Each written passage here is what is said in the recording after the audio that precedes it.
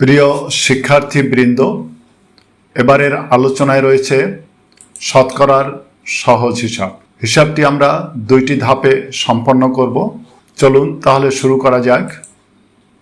40 টাকার 20% 0 কাটি, 4 এবং 2 গুণ করি, 4 দুগুণে 8 টাকা।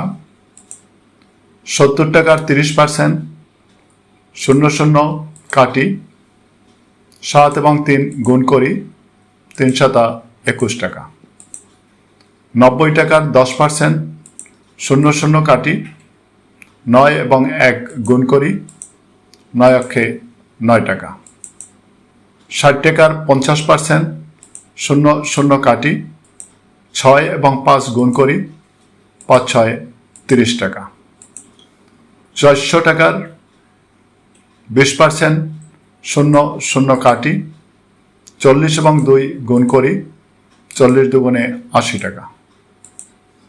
80 টাকার 60% 0 কাটি, 8 এবং 6 গুণ করি, 6 8 48 টাকা। ধন্যবাদ সবাইকে।